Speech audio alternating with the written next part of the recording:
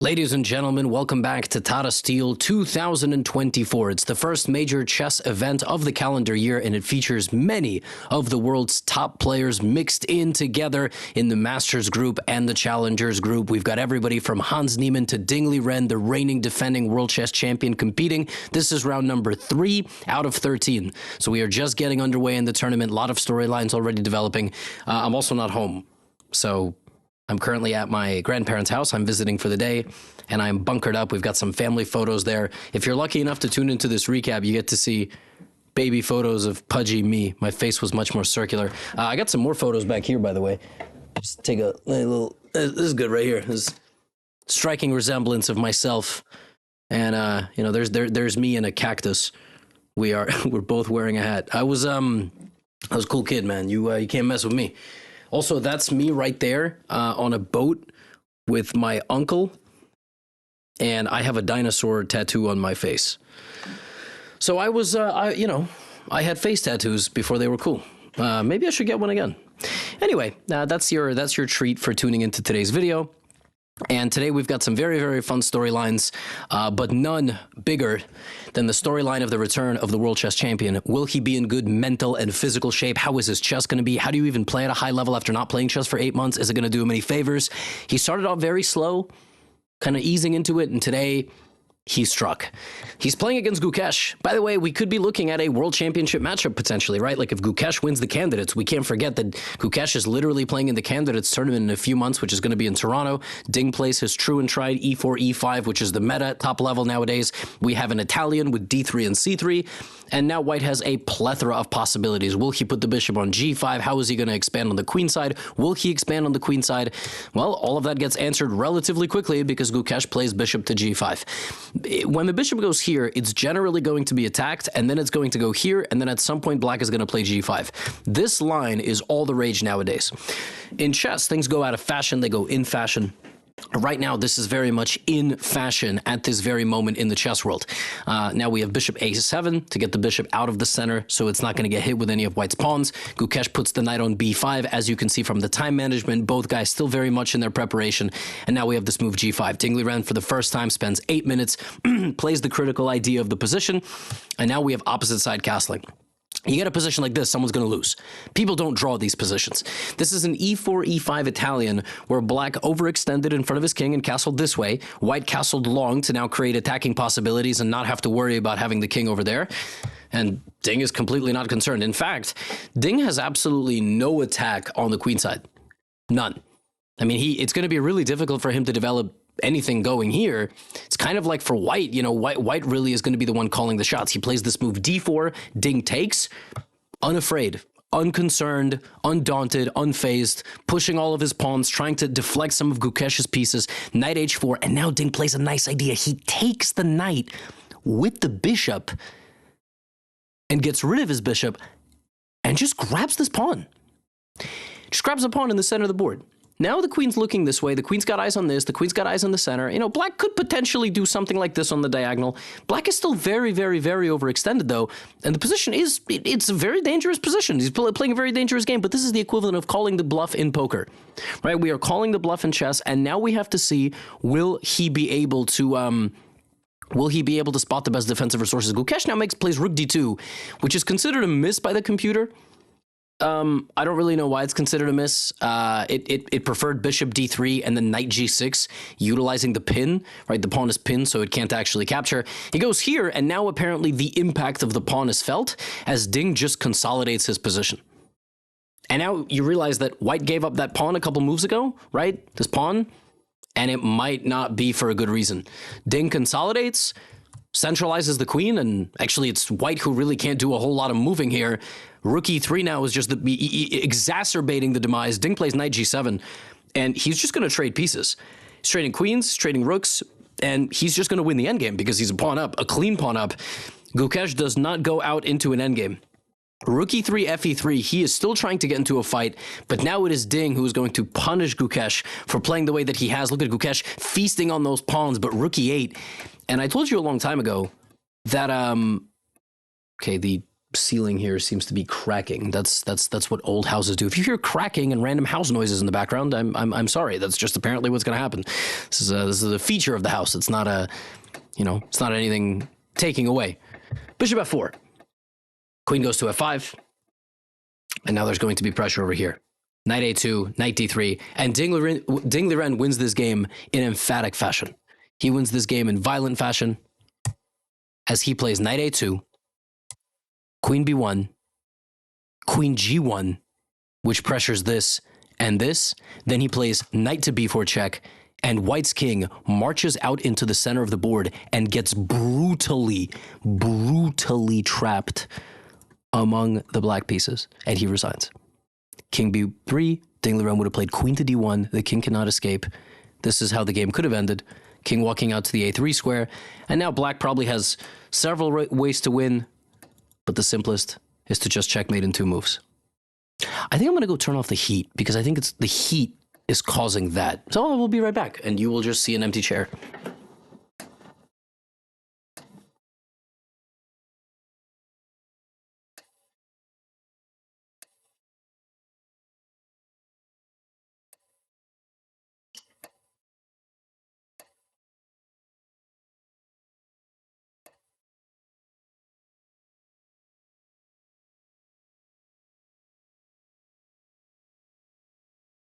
Okay, tremendous. I love recording recaps. This is all new in Gotham recaps. Generally, we have high quality editing. No, we don't. Anyway, Ding Liren wins a beautiful game, completely swarming Gukesh and showing that there's levels to this. Gukesh, 17, 18 years old, 27, 30, recent candidate, clearly the future of India in Indian chess, along with Pragnananda.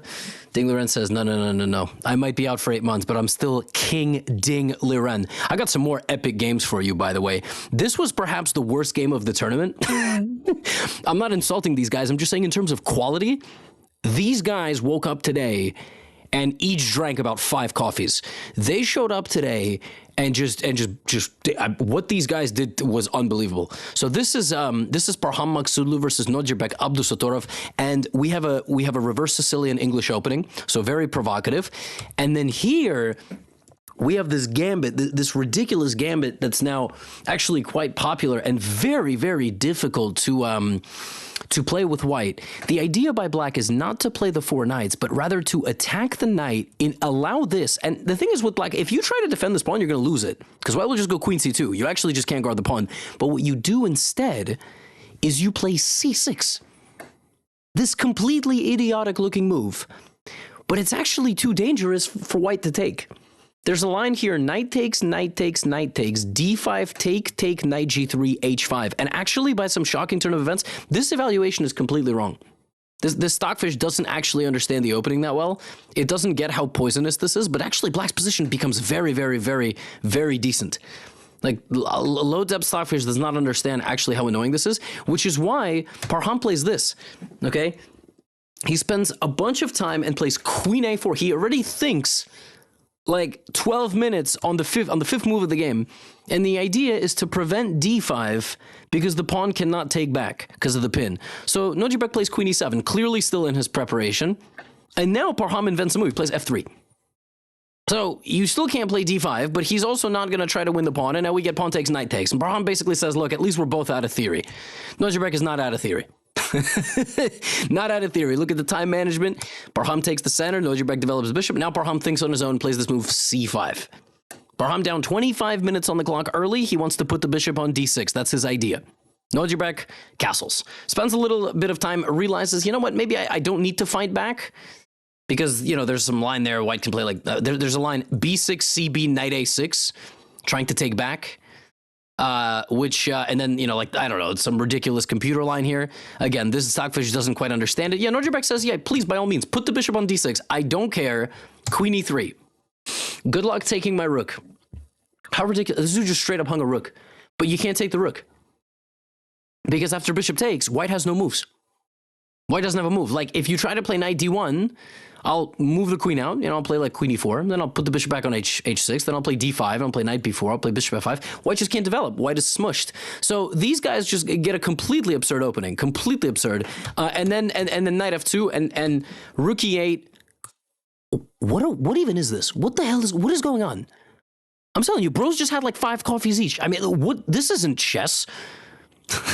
Why are the pieces all standing around like that? H4 for who? It's because it's really difficult to make a move. You play g3, bishop g2, you develop your bishop, but you hang mate. That's not good. You're not going to castle because there's all this open space. Or maybe you are. b6, knight g5. Parham is still trying to go for an attack. Bro, my boy Parham just playing g4. Who is he trying to attack and with what army? Well, actually, as it turns out, this restriction on the black position is proving to be very annoying. And Nojibek's got a really odd set of pieces back there that he can't really get out. He plays queen d5, and now Parham does castle. What? Yeah, and he's winning. Parham castles and he's winning. Nojibek, for whatever reason, played this goofy system where his position's like a pinball machine. Like, it's like, like they're flying all over the place, but nothing's actually happening. And after take, it's over. Parham is completely winning. Parham is completely winning. Nojibek plays knight takes c5. If you take the queen, there is this. Now, the winning move here for white, the only winning move is to move the queen out of danger and attack the knight. Not queen b4. Not queen b4. And not queen c2, which is played in the game, but queen a3. The point is now there's queen c4 check, getting this queen out of the way, but after king b1, the knight's really hard to protect, because if you play knight e4, I have e3 hitting the queen's got nowhere safe to move. Queen's trapped. Crazy. Literally trapped in the center of the board. That's nuts. That's what happens when you play with fire. You could get burned. All right? Instead, we have queen c2. And suddenly, Nojibek chucks the knight completely. He just chucks the knight. The knight's dead. But it's dead in a way where he actually gets some sort of an attack. That's apparently not the best move. Apparently, he should have started with knight d5. But like I said, this was the worst game thus far in this tournament. I mean, I'm telling you, when 2700s play worst games, I mean, the quality is still, like, astoundingly high. But when these guys play, rook b8, b4, queen a3 check, and look at this king. Now rook h3, Parham tries to get some defense here. Now rook e3, a brilliant move. Brilliant move, disconnecting the defenses of the white position. If you take this with the rook, then I will play knight takes, and you can't actually take with the bishop because I'll play queen b4, and geometrically you're mated. If you play king c1 looking for safety, I force you to b1, and then you just lose. I play bishop a3, I'll mate you in a couple of moves. Maybe bishop c3 to entomb you over here. If you play rook takes e3, I'll play knight takes e3, and then I'll also just destroy you if you don't do anything about that. Now, if you take with the bishop, the same problem. I play queen takes b4. I'll play bishop c3. Rook e3 disconnects the defenses of the white position. Now I take the rook, and now just cool, calm, collected. h6. If the knight returns to f3, knight takes b4, position falls apart, and that's what happens in the game. White has all these beautiful pieces, but in chess, the two most important things are material and king safety. White has more material right now. I mean, technically, white has a knight for 3 pawns, but it feels like white has more material because black hasn't even moved the bishop. Doesn't matter. King safety. White's king is way too weak. Look at this. I mean, look at Nojibek just firing away. Tell me how this bishop comes to life without even moving, right? Takes on G. It's come to life without even moving. Queen here. Pawn takes f3. Dust settles. Queen takes c8. Black is up 4 pawns. You can take the knight, but then I will play queen g4 check. At the very least, I will win back my bishop. So it's one of the most absurd games I've ever seen between two 2700s. My boys just showed up today wanting to get into a ridiculous little battle. And Parham played some really provocative early chess. Then it was Nojibek who got himself into a horrible position by playing in a very dismissive manner. I mean, allowing Parham to get this massive attack building where he was like sacrificing a pawn to create attacking possibilities that black couldn't defend himself against. And then Parham just blundered. He played queen c2. If he played queen a3, he would have won the game probably in like 7 moves. Straight up, he just got a winning position and missed e3. He missed that. I guess he missed that winning idea, which is kind of insane. Next game I have for you is from the Challenger section. We're always on upset alert there. We've got Jaime Santos Latasa from Spain, very strong grandmaster, and we have Divya Deshmukh, who is I don't know, she's 17, 18, 19, I don't know, but she's from India, and she's international master. I don't think she has any grandmaster norms, but she's just like one of the young Indian women that's been cooking recently. Very interesting to see a matchup like this because it's 200 points difference, but I think the skill level is way closer than 200 points. I think like these tournaments like Tata Steel, they allow some of the best players in the world to mix together and potentially challenge each other in situations where they might not actually get chances to do that. Anyway, all of this is an IMSO Indian. This is a main line, e3, bishop d3. None of that matters. You're not going to get quizzed on this anyway. We'll start, we'll start analyzing the game where they're no longer in theory. As you can see from Divya, who's blitzing out a bunch of moves, she is still very much in theory. h6, and in case it's not clear, like white clearly is going to go on some sort of attacking stuff. She plays rook b1 here, still in her prep, 15 moves. Black plays b6. She plays f4. So black is down 42 minutes from the opening. What black had to play here was pawn takes d4. And then after some exchanges, the position is or maybe she's supposed to take with the e-pawn first. But maybe you're supposed to lead like this. But there's a lot of lines where black can quickly trade and the position is kind of clarified, but he tries to keep the tension with b6 and she just plays f4. And the idea of f4 is to plug the rook into the attack. That's really all you're trying to do. If pawn takes f4, you could take with the pawn, but then you lose some center here, so you would probably take with the rook. There we go. Bishop to e6. Now, how is Divya going to mobilize her position? Her position literally is going to fall apart completely unless she goes for an attack. So she plays bishop e4, putting some pressure. Black slides the queen. Now bishop b2. And the idea is very simple. She just wants to open up like this.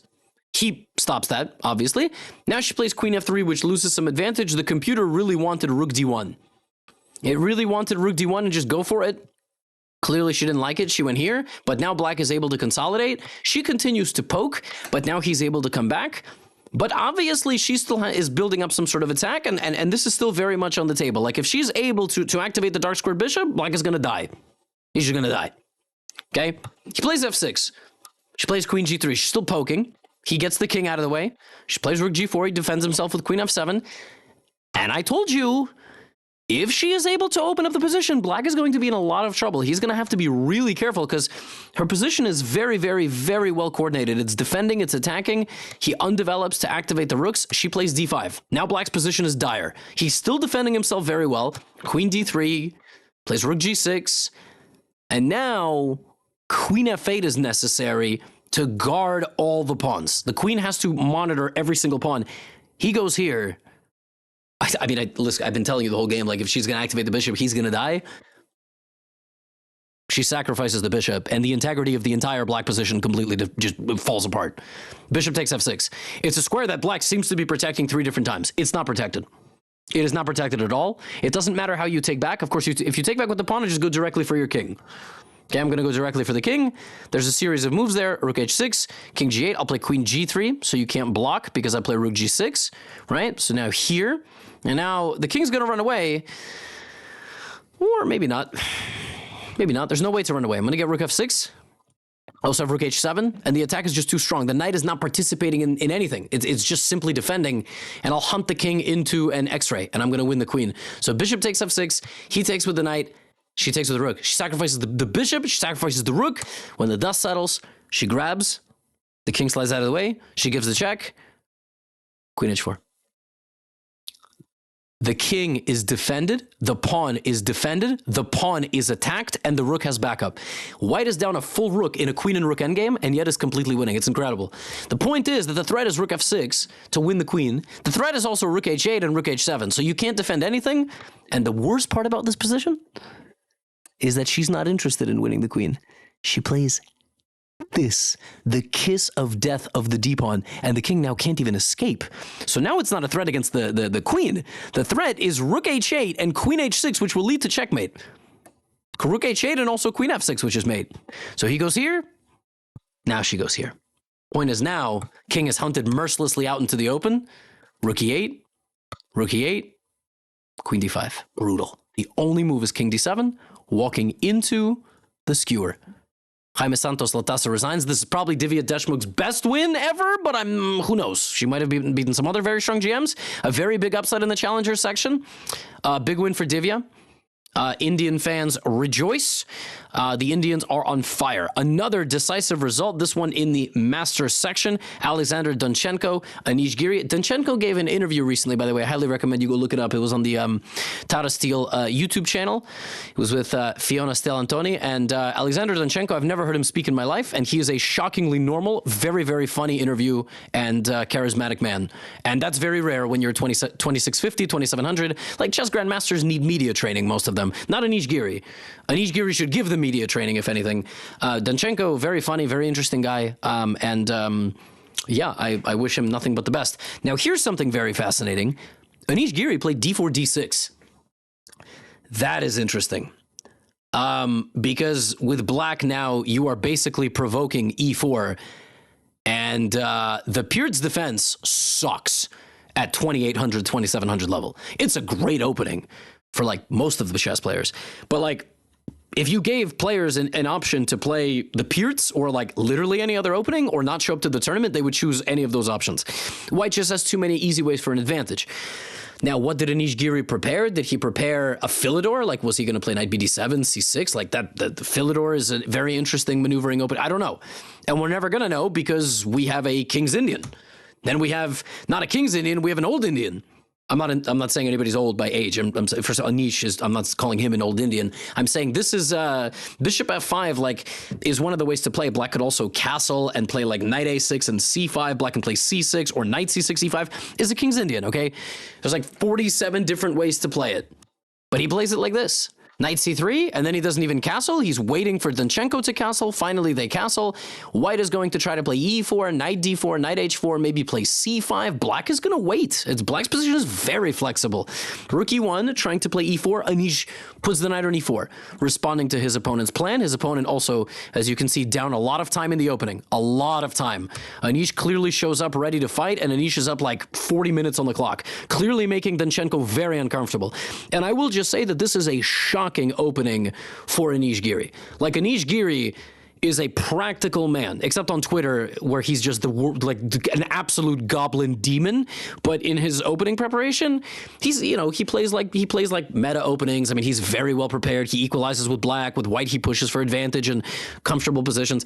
But he's not like known for crazy dynamics. Clearly, this is a calculated way of playing and trying to play for a win. Bishop d2, bishop c3. And yeah, I mean, Anish plays typical King's Indian. Like, I mean, he takes the center, and now a big decision for white. Do you take en passant? I told you, Donchenko is a very principled man. He does take en passant, and Anish just gets this position where, I mean, black ain't playing this for a win anytime soon, except he is. He goes for mate. Donchenko plays h4. Allowing the queen in, but there is no mate, so the knight's got to go. Anish got he's got the rooks in the back, he's got the knight in the front. I mean, I don't know how he's going to attack here, but, you know, maybe he'll prove us wrong. He plays a6, preventing knight to b5. Donchenko really would love a knight trade. He would love a trade of the queens as well. I mean, if we get queen g2, take, he'll be very happy. Knight goes to e3, and now, I mean, Anish got... This game looks like a blitz game. I mean, he's got connect 4... right, off the home rank, got all the pawns there, and now it's just about like potentially slowly moving forward. f3, Donchenko finally bites, makes a move, and now Giri plays d5, and rook d7, queen f7. It's sort of like unstoppable force meets a movable object. Nobody really has a breakthrough. Queen d2, cd, I don't know about cd, because you allow the knight forward. That was a very, very, very... impulsive decision, I might say. He took and he tries to clarify, and his idea is e4. This was Donchenko's main idea. That's why he took in the center, because like, I'm gonna get the piece out of the way. Yeah, Giri now plays a very annoying move, plays a5, and I feel like maybe Donchenko either missed or overlooked the idea here. Missed or not overlooked, underestimated. This is a very powerful idea. You don't actually have to move the knight because of the pin. And now the knight gets to go to b4. And if the knight can live on the outskirts of the board before jumping into the position again, black is going to be in good shape. Yeah, and that knight is untouchable. He relinquishes defense of it because it's defended enough, and the rook at the bottom is still unguarded. Donchenko strikes back, but 1 minute versus 17 is not going to do him any favors. Anish Giri finds a beautiful sacrifice, not a sacrifice, he trade, takes the rook, and now the knight jumps out. You cannot get this. Position is still defendable if you're Stockfish, but it's not defendable if you're a human. F4, he takes. That was the 40th move, the move where he gets bonus time. In chess, we get bonus time on the 40th move. And actually here, maybe white could have survived a little longer, but rook f8, and the knight is coming in from the outskirts, as I said. What a game by Anish Giri. What a game, who now has 2.5 out of 3, 2 wins with black. That is what we call big Chad behavior by Mr. Giri, and his media training class will be next Thursday. And the last game of the day, Wenjun, women's world champion versus Jordan van Foreest. Interesting matchup here because we have two storylines. We have Wenjun, who has had 2 very, very good games. She drew against Yan Yipomchi. It's fascinating to see how she does when she's given an opportunity like this to play in the event. Jordan van Foreest is 0 out of 2. And not only is he 0 out of 2, bro shows up and plays a modern. Okay, like I said, like Anish Giri. Pierre's defense is garbage.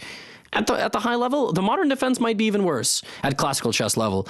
But it's about how you play against it. Like, Hikaru plays this all the time in Blitz, but there he gets 3 minutes on the clock. Also, don't forget, this is an opening suited for a player that is a ridiculously strong defender and creative player. And that is what Hikaru is. Now, Wenjun plays this setup with knight f3, bishop c4, queen e2. Hikaru played this against me, and he made me want to quit chess. But I am not as weak as Jordan van Foreest. No, I am not as weak.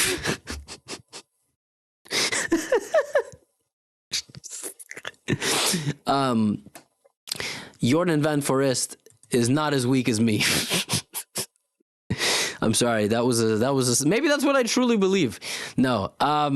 Anyway, both sides castle, and it's just a solid game. I mean, we just get a normal game. We trade pawns and knights, and now she plays bishop to h6, trying to target Jordan's position, and we get a queenless middle game. Okay, so he's gonna try to pressure here. We're gonna see what happens with these 2 pawns. She plays bishop d3, and Jordan plays b5, and already kind of has no problems in the position. You know, he's It's really going to be a matter of like, what are the plans here? And if you're not really familiar with the ideas of the position, it's very easy to like get into, like, she plays rook b1, which makes a lot of sense because she's trying to move the knight. But rook b1 is like, you know, and she spent like 13 minutes on it, which is like, I wish there was a better move, but there's not a whole lot that's better. The knight goes to d7 and is ready to go to c5. Now she plays f4. Right, she's trying to kick the bishop. Bishop slides in, re-rotates. And it's tough to even target black's weaknesses. Like, if you play bishop e2 to try to attack the pawn, I just go b4. Now you got to go here. I'll defend myself. Your knight can't re-enter the game, and you have a huge weakness. Maybe I won't even do that. Maybe I'll just take right away, or play d5, blow up the center because you can't take, right? A lot of tactics, a lot of interesting stuff. The players do a little dance here with the pawns, and Jordan is just loading up the cannons. I mean, he's playing knight f6, and e5 is played. d5 is played, and in this position, white actually has a tactic, but she plays it backwards. She plays knight takes d5, and the idea is to get the second pawn with a pin and with pressure. But instead of that, Stockfish liked bishop takes b5. It wanted to sack the bishop, get it taken, then take like this, hitting this, and after rook a7, you have knight e7 check, threatening to take the bishop, and then take the knight, so black would go take and take. This is what Stockfish liked. It's probably equal. Of course, 2 pieces for a rook are always nice, but these are very weak pawns, and white could get an endgame where she has 2 connected passers. But she does it the other way. Instead of sacking the bishop and keeping the knight, she sacks the knight and keeps the bishop. And now Jordan is able to begin a consolidation phase. She gets 3 pawns for the piece. But knight f8. And it's not the same as having a knight. A knight would have put very unique pressure on the black position. A bishop is just sort of swinging and missing. And now black begins unraveling, right? He untangles himself. All right, rook d2, knight goes to e6. The knight goes to e6, threatening the bishop on the g5 square. And it's a very, very, very tough position now. Bishop h6. Now Jordan begins firing away with his pieces. Here, the knight should have went to f4, apparently, to try to threaten this, because after this, apparently e6 here is seizing back a little bit of that momentum, but she moves this pawn, and now Jordan is able to kind of consolidate fully. Rook e6. Desperate times calls for desperate measures, but that bishop is, by the way, still just, right? And that's chess. Sometimes you just make these decisions, and it doesn't pay off, and that's just sort of how it goes. She had to sack the bishop and put the knight forward. The idea here with pawn to e6 is to disconnect black from the action. Knight takes f5 would lead to pawn takes f7 check, king f7, and maybe you get a little bit of counterplay, but probably black is still just going to win in the long run. But for example, rook c7, king h6, rook b7, bishop c6, rook b8, take, and maybe your two pawns will do something in the future. Maybe they will go on and do something. But very tough position to play, of course. And ultimately, yeah, Jordan put a rook on e2 and rook a1 and swarmed in, and the game is over. So Jordan's on the board. Zhu Wenjun stopped. She's on half out of 3. Jordan has 1 point. A lot of other results. I will give you a standings update tomorrow when I am back home. I actually couldn't crop anything on this laptop overlay, but it's round 3, so, you know, I think it's Alireza Firouzja and Anish Giri right now tied for first with 2.5 out of 3, and in the challengers, I think it's a big tie as well. That's all. Hope you enjoyed the childhood photos of dinosaur tattoos on my face, and Ding Liren is back. Ding Liren showing that he has no signs of rust, doing very, very well. That's all I have for you today. Get out of here.